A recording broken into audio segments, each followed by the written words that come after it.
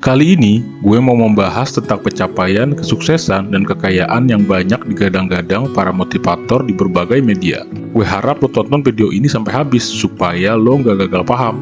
Tanpa mengurangi rasa hormat gue kepada para motivator di luar sana, tanpa menyalahkan, tanpa mendiskreditkan mereka. Menurut pendapat gue pribadi, kalau kesuksesan itu diukur dari apa yang orang lain dapat, apa yang orang lain peroleh, diukur dari kekayaan orang lain, itu bullshit, man. Terlebih, kata-kata penyemangat yang digunakan seolah-olah dijadikan angin sejuk yang menyegarkan angan-angan, atau api pembakar semangat. Contohnya, kalau saya bisa, kamu juga pasti bisa. Bullshit, man.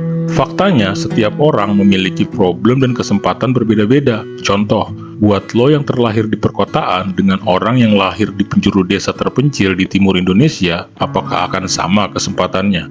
Buat lo yang punya kesempatan mengenyam pendidikan hingga perguruan tinggi dengan yang hanya lulusan SMP, apakah akan sama kesempatannya? Belum lagi background keluarga, tempat tinggal, dan lingkungan. Contoh lain, jika Anda ingin sukses, maka bekerjalah lebih keras dari orang lain. Ini bullshit banget. Faktanya, banyak orang di luar sana bekerja dari pagi sampai pagi, tapi nggak juga mampu melewati pendapatan orang yang hanya duduk di kafe di link klien dengan harga fantastis. Contoh lainnya, kalau mau sukses, jangan bekerja keras, tapi bekerja cerdas. Bullshit, man. Faktanya, bagaimana kurang cerdas seorang guru? Mereka mampu mendeliver ilmu pengetahuan, bahkan skill kepada para murid di kelasnya. Tapi, apa yang mereka hasilkan? Apakah guru-guru di Indonesia sudah semua tersejahterakan? Terlebih guru honorer? Lo jawab sendiri, men. Maksud dari video ini bukan bertujuan untuk melarang atau membuat setiap orang yang ingin sukses atau kaya jadi pesimis bahkan putus asa. Tapi saran dari gue, marilah kita bermimpi dengan mata terbuka. Perhatikan realitas hidup kita masing-masing, dari mulai background keluarga, pendidikan, sumber daya, di mana kita tinggal.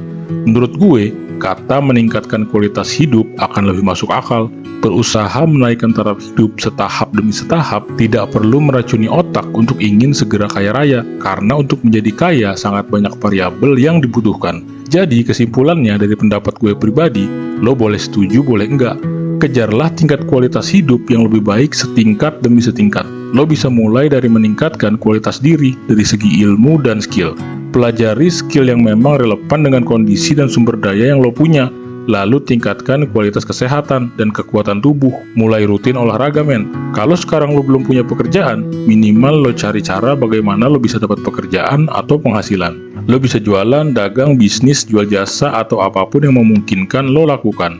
Buat yang gajinya masih UMR, paling nggak lo cari cara bagaimana lo bisa meningkatkan penghasilan lo dari 4 juta jadi 4.500.000 misalnya. Lo bisa jadi freelancer setelah jam kerja, jualan online, jadi reseller, dan sebagainya. Kejar yang menurut lo masuk akal dan tingkatkan secara bertahap, men, biar lo nggak capek duluan karena angan-angan kaya, apalagi dengan cara cepat. Tetap logis, tetap berjuang, semangat, men.